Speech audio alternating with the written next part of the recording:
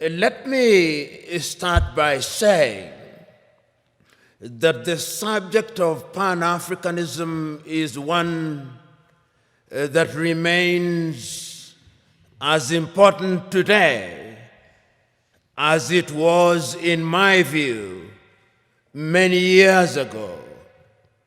Those of you who are familiar with the struggle for Pan-Africanism will remember its story, particularly through the activities of Africans in the diaspora.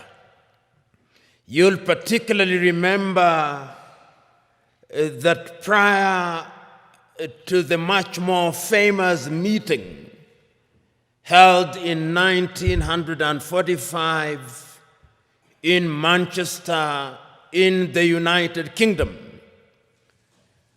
Africans in the diaspora, particularly in the Caribbean, in Trinidad and Tobago, in Jamaica, were very particular about having connection with the continent of Africa. You'll remember that they had many meetings, and you'll be familiar with some of the names, such as Sylvester Williams from Trinidad and Tobago, such as Marcus Garvey, and his call for Africans to go back to the mother continent.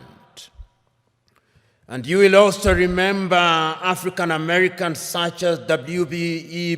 Du Bois, who was very active in the process of liberating the African Americans from the clutches of slavery and discrimination, and who also played a very critical part in the struggle for decolonization, culminating in the 1945 meeting, which for the first time was attended by Africans who later played a critical role in the struggle for decolonization.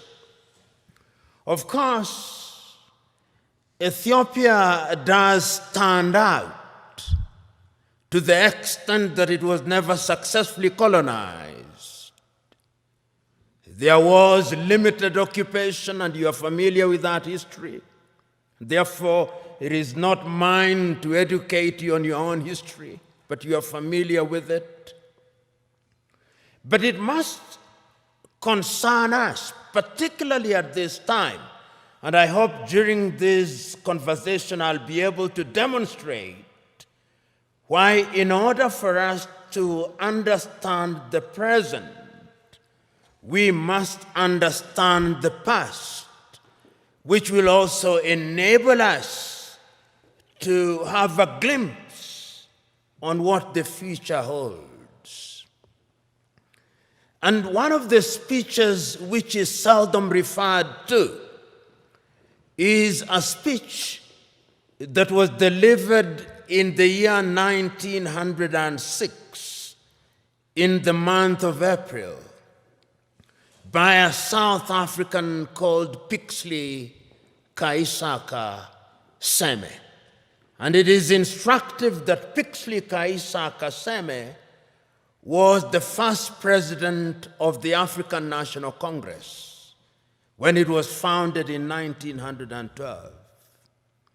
When Pixley Kaisaka Seme delivered that speech as a student at the University of Columbia, his title was The Regeneration of Africa.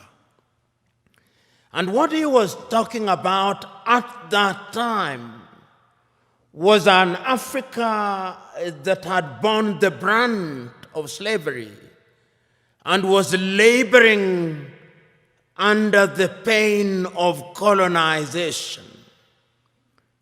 Pixley Kaisaka Seme reminded his audience on that day that when the European powers assembled in Berlin in 1884 through to 1885, they agreed to divide Africa into spheres of influence for purposes of exploitation, so that the Germans had their share.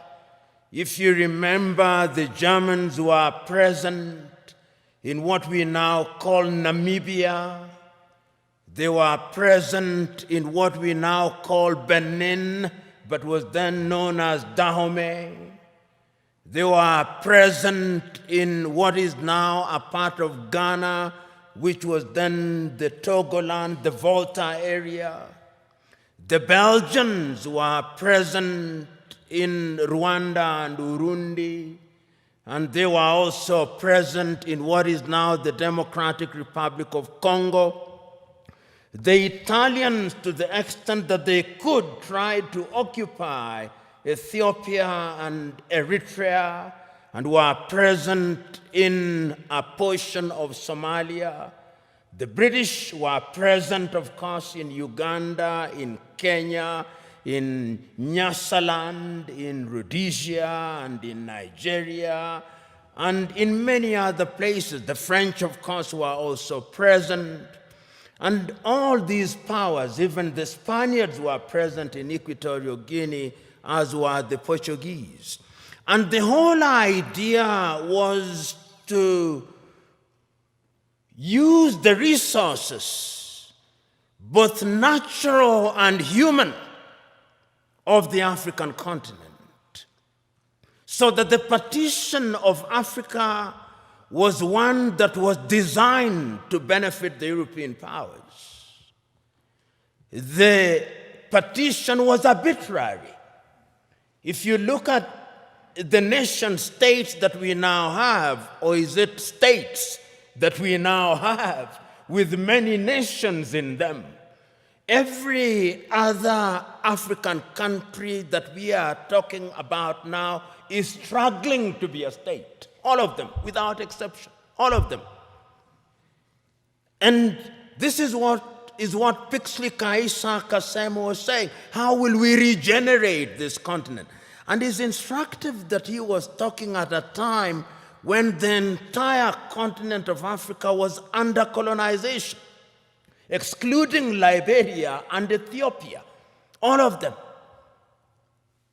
And therefore, when in 1945, Africans were represented in Manchester, Kwame Nkrumah was present at that meeting, Marcus Garvey was present at that meeting, Jomo Kenyatta was present at that meeting, Obafemi Awolowo was present at that meeting.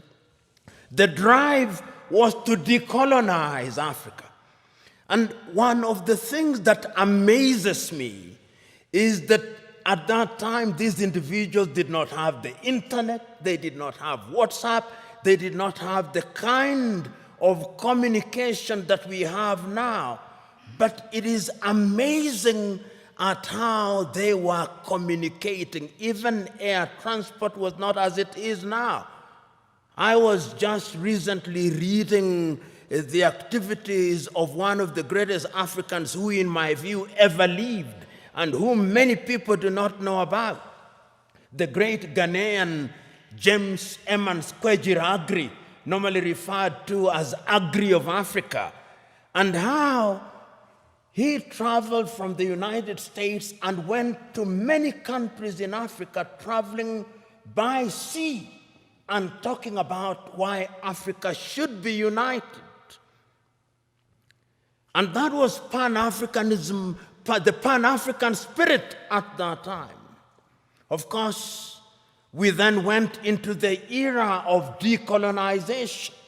And the spirit again was one which was consistent. You had people from the Caribbean participating in the struggle in that regard. You have people like W.B. Du Bois saying that Africa must be free. A little later, people like Martin Luther King Jr., and people like Malcolm X, George Padmore, talking about how Africa should be liberated and we should work with people in the diaspora. And then the agitation was there that we must regain our independence. And famously in 1949, Ghana's Kwame Nkrumah is saying, "Seek ye first the political kingdom, and the rest will be given unto you." And I dare say that the rest has never been given to us. And even if it is coming too slowly. But it is instructive that at that time, the spirit was about the continent of Africa. We were conscious, the leaders were conscious, that Africa decolonized without unity would remain weak. And of course, Africa is weak. The weakest continent on earth is this continent in which we are, our continent. So the struggle for independence was everywhere across the world, across the continent of Africa. So when on the 6th day of March, Ghana regained her independence as Ghana, it was then Gold Coast. I think the most eloquent and the most passionate warrior for Pan Africanism was Nkrumah. He said on that day, and again later, that the independence of Ghana means nothing if the rest of Africa is not free. And he meant it, because when Ghana regained independence in 1957, 1 year later, Guinea regained her independence. A year later, the French Sudan, or what we now call Mali, regained her independence. They signed a pact to create what they call the African Union. They thought at that time that that would be Africa in her embryonic days. And they invited Patrice Emery Lumumba in 1961, but of course Emery Lumumba was then assassinated in the month of January 1961. And he won. This is one of the things that always stands out in my mind. That Nkrumah, of all leaders at that time, was able to see that if we were not united, we would go nowhere. So in 1958, he summons a meeting in Accra, Ghana, of the then independent African countries and tells them, if we don't unite now, the neocolonialist is going to ensure that we remain disunited and we remain small, and they are going to ensure that the neocolonial project continues. In 1961, on the first day of January, again in Casablanca, Morocco, he tells his audience, let us unite now, before each one of our leaders begins to get used to power, because power is easy to get used to. You who have been elected will know. Once you become a minister and you become used to people saluting you and opening your doors, if it happens for 1 month, you will find it very difficult if you lose your ministerial position when there is nobody to salute you and to open your doors.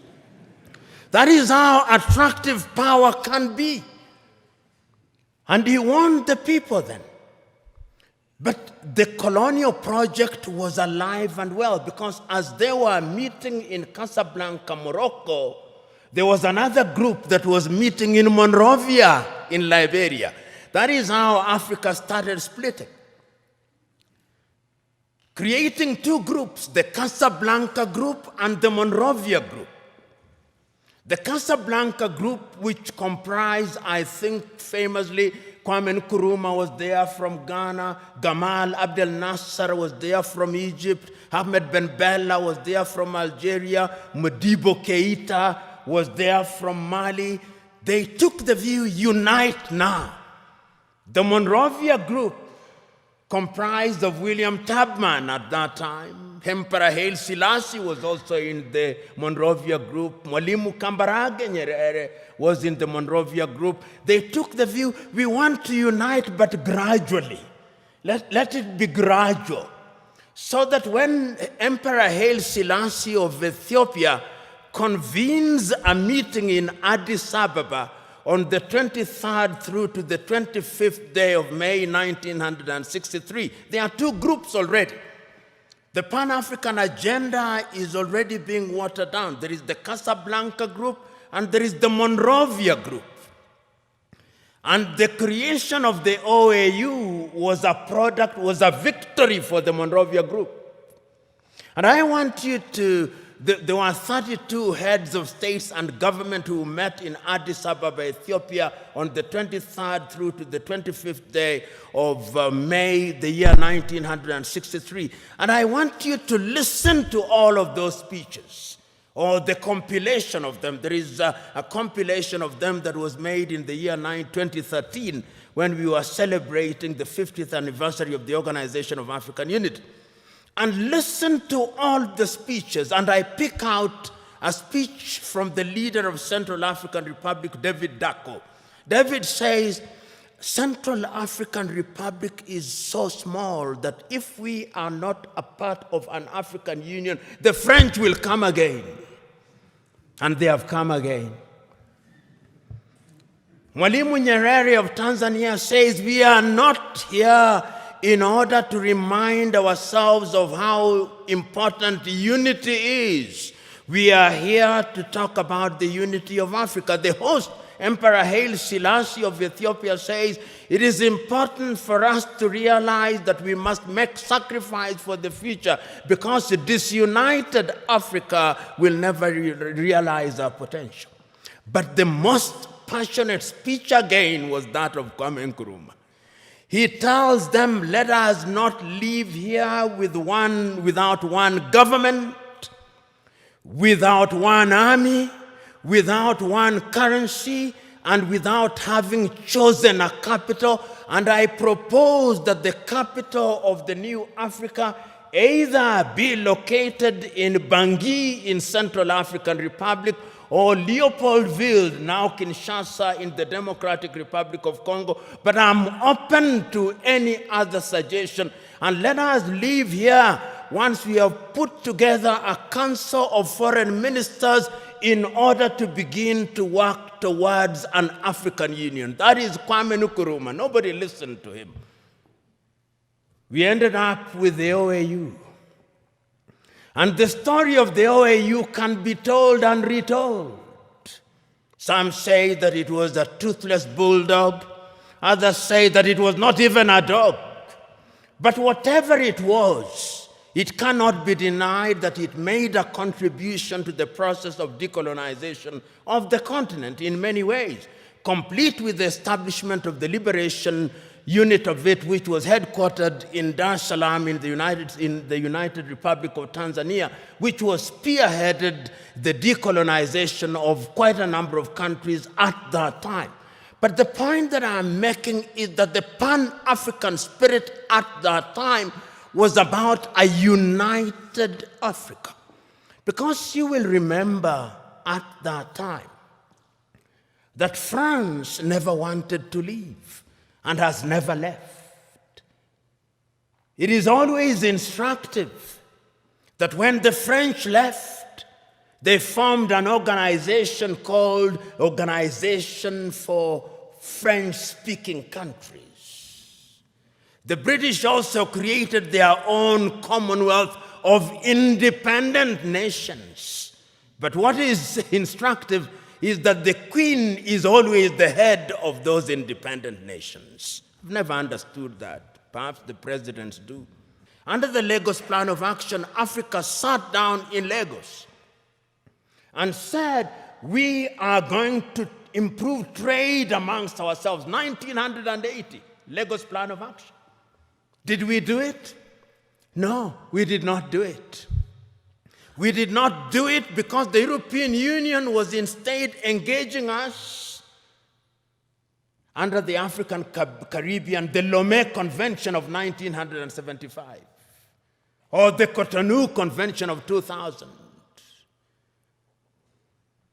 Africa remains the only continent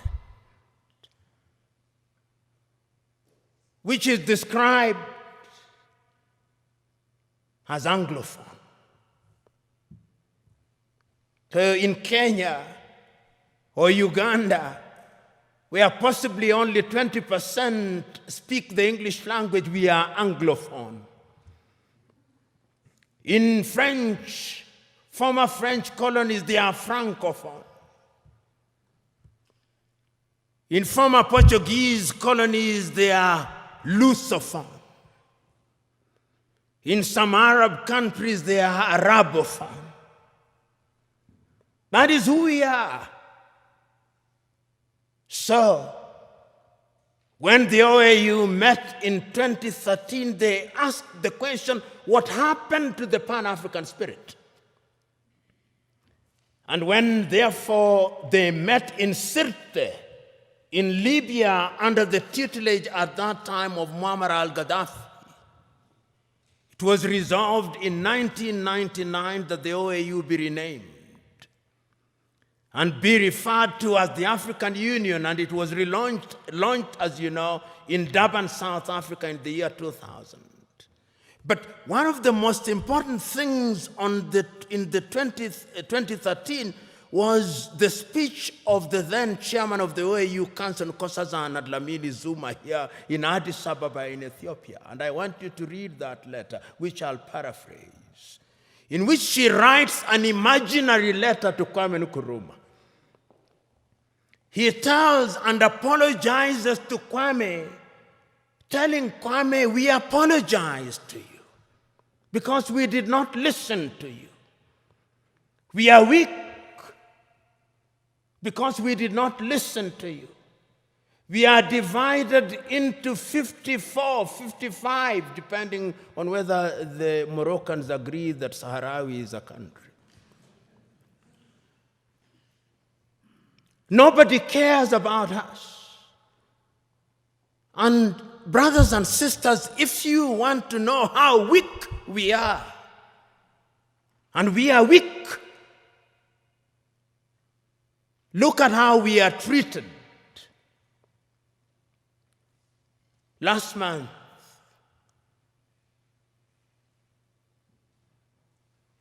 the world met in New York. The General Assembly. When African heads of states and government are speaking, the hall is empty. Nobody bothers because they are saying nothing. And even if they are saying something, it is something that can be ignored. Compare when an African head of state and government is speaking and when the Prime Minister of Little Israel is speaking. They will listen because we are weak and disunited.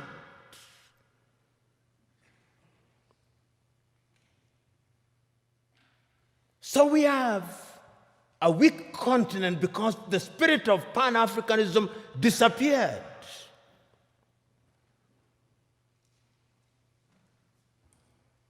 So the question that we can ask, what is the state of Pan-Africanism as we speak today? The African Union, which is weak, says the right things and does the wrong things 9 out of 10 times.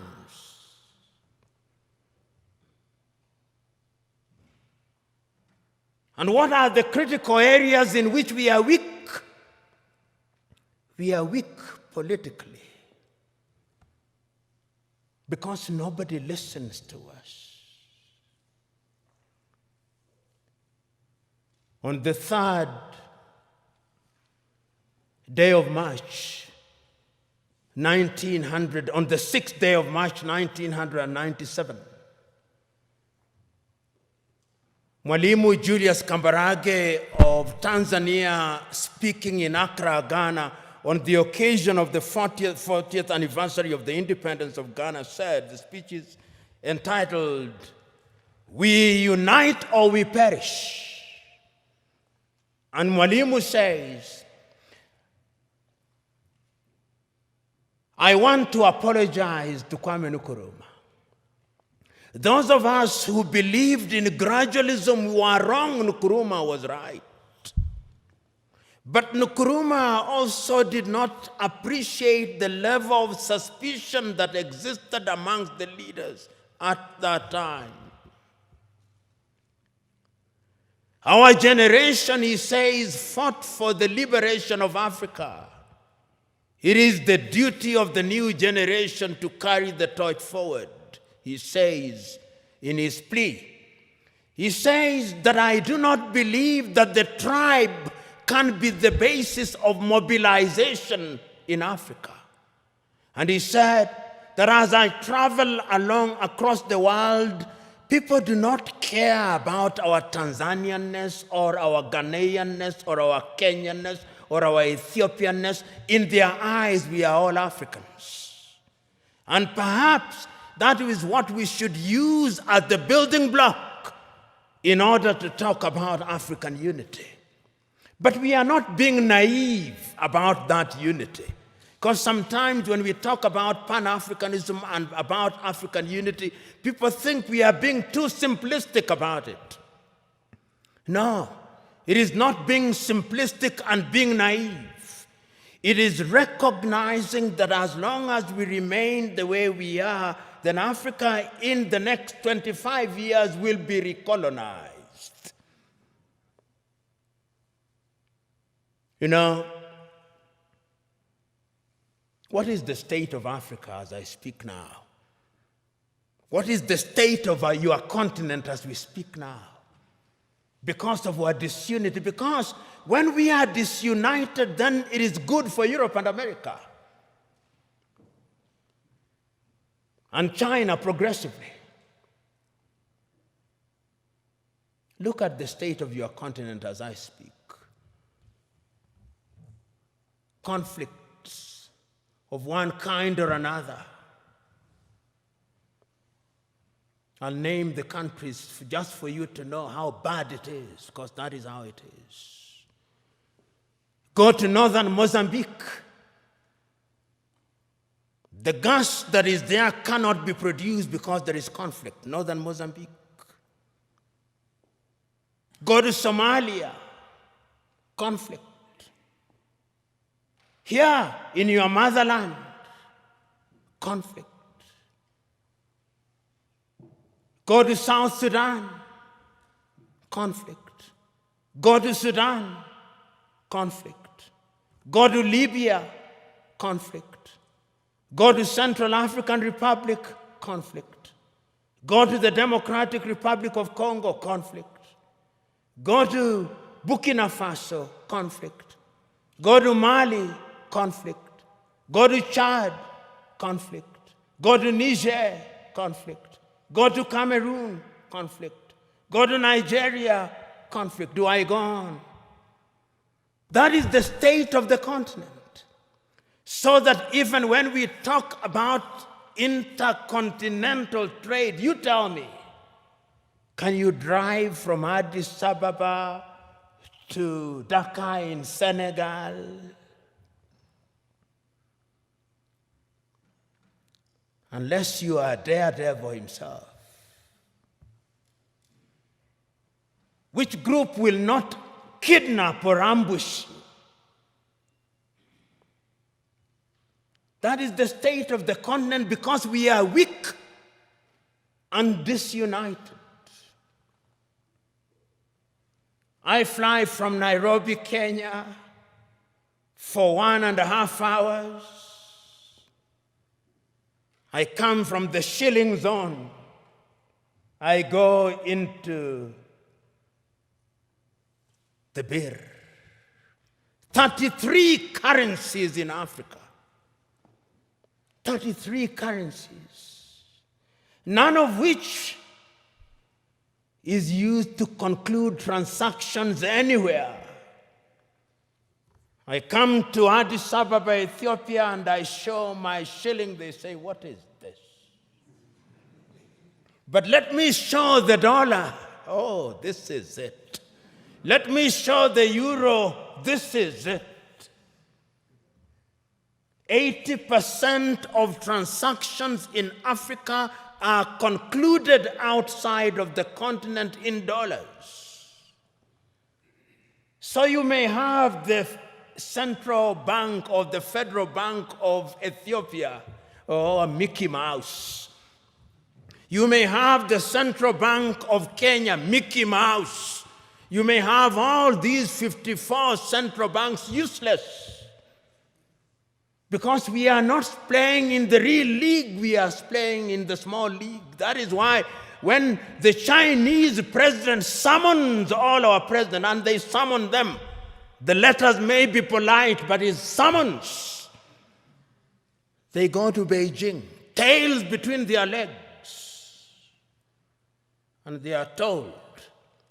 Then the Chinese president gives Africa $60 billion. $60 billion.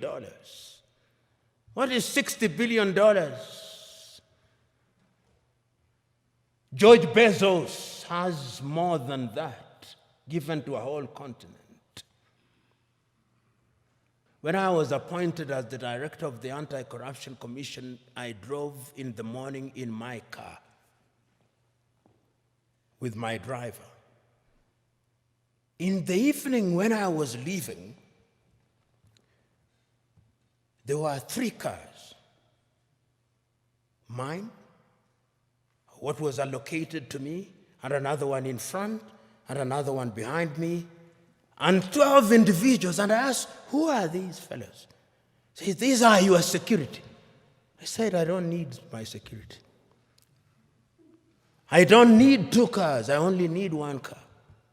Because this thing you call security, this is spectacle." And throughout the period that I served, I had only 1 security and 1 car. And I say this because it is in the nature of power to make you use to things that you don't need. And once you get used to them,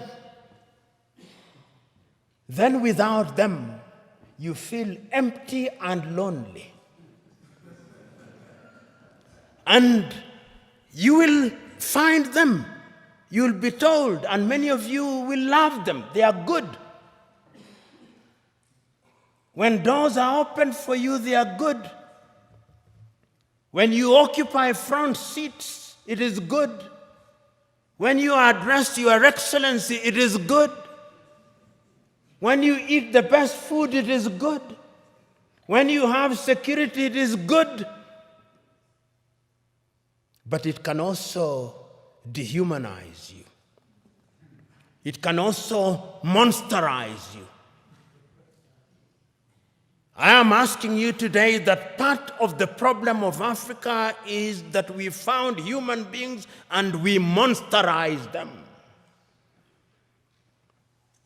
Writing in 1983, Nigeria's Chinua Achebe writes in a book which I commend to you, The Trouble with Nigeria, which could as well be the trouble with Africa. He says, the trouble with Nigeria is simply and squarely a problem of leadership. As we look at Africa today, I hope that this administration, which has now committed itself to the Pan African movement, will think in that direction. And this brings me to what I think should be contemporary Pan Africanism. If you look at the Treaty of the East African Community, the Treaty of the East African Community says that there shall first be a common market, then a common currency, and political federation, which ought to have happened in the year 2010. East Africa Community should have had its first president in 2010. That is now 21 years, 10 years later, there is no such thing. In ECOWAS, it ought to have been the same. In SADC, it ought to have been the same. I hope that with your population of 120 million, because Ethiopia is an economic powerhouse potentially. Potentially. You know, Pan-Africanism, the new Pan-Africanism must have an economic component of it. That is how I understand Africa Agenda 2063. Africa Agenda 2063 says that by the year 2063, Africa will have pulled up her people into a middle-level economy on 7 pillars, economically, politically, and otherwise. And the Africa Continental Free Trade Area suggests to me that we'll have broken all the tariff and non-tariff barriers.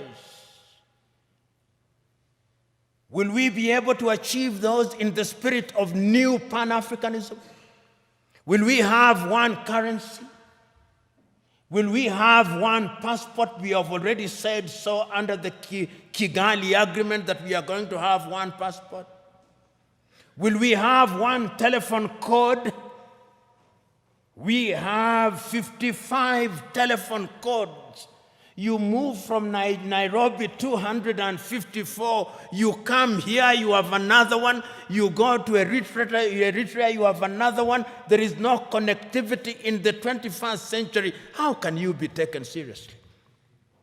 Those of you in the United States of America, you fly from Boston, Massachusetts to San Francisco in the West, 6 hours, 40 minutes, the code is 1.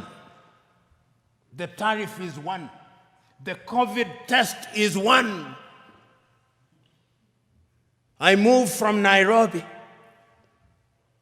to Addis Ababa, COVID test. If I don't travel this evening, I'll be subjected to another COVID test. I go to Tanzania, COVID test. Uganda, COVID test. Your nose will begin debating with you.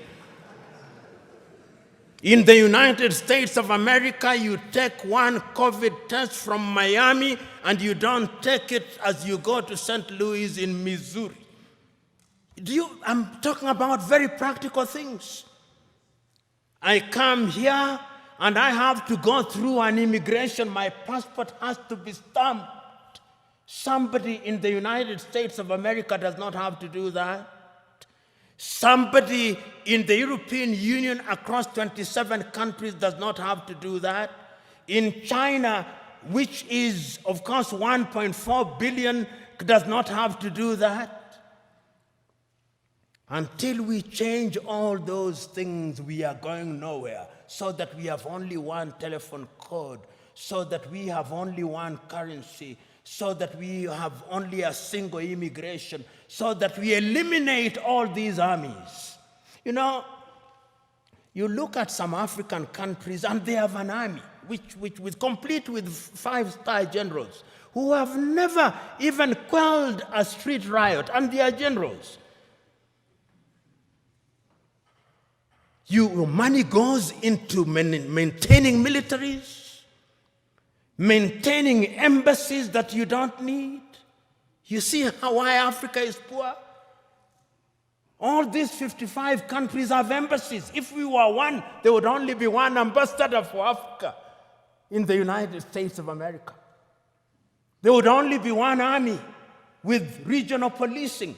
Am I being naive or simplistic? Yes, we can create a single Africa with a loose government, a confederal government, dealing only with foreign affairs and defense and monetary policy and general policy formulation, with different governance systems. That is the only way in which these narrow tribal instincts will be dampened. But as long as, and now I want to conclude, if we only see Pan-Africanism as sentimentalism, as a romantic idea about which we debate, and we remain as we are, then this is the Africa that I see. This is the Africa that I see in 25 years' time. Many Africans, either legally or otherwise, will break into different autonomous countries. Many of them. We'll have more than 100 countries in Africa, each claiming self-determination, and is already beginning to happen. Because we will be looking at narrow ethnic agenda as the only way of defining our affairs. Ethiopia will break down, Kenya will break down, Nigeria will break down, South Africa will break down. And look at South Africa. Only last week, the whites in Western Cape in South Africa have delivered a petition to the government in Pretoria saying they want to create their own country. The Democratic Republic of Congo will break down. Libya will break down. The only way in which we can immunize ourselves against all those things is to create a Pan-African nation which allows for self-determination within the nation. And we must redefine terms such as self-determination. Self-determination must mean the ability of a people within a bigger unit to enjoy their culture, to enjoy their tradition, to speak their language. They do it on a smaller scale in Switzerland, those of you who are familiar with Switzerland. And we de-emphasize the presidency, we de-emphasize the prime minister's office. Pixley Kaisa Kaseme said, and I conclude with him, Africa is diverse. Some people say that because of our diversity, she cannot unite. She can. Because unity in diversity is possible if we understand what human beings need. In the nature of things, human beings need security. In the nature of things, human beings need food. Human beings need medical services. They need infrastructure. If you have a government that allows that, he said, then it reminds me of the piano. If you press the black button of the piano, it produces some sound. If you press the white one, it produces some sound. But if you press both the black and the white, it produces melodious music.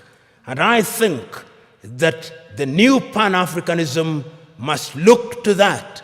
And you who have the honor and privilege of thinking and working in government, it is your duty to start that journey.